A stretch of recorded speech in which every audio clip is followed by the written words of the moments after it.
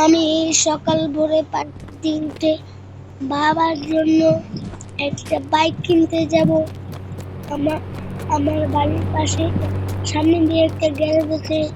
ওই দেখো গ্যারেজে অনেক অনেক ইয়ে আছে। বাবা বলেছে এটা সোনালি কালার, এটা কিনে আমি কিনতে যাচ্ছি।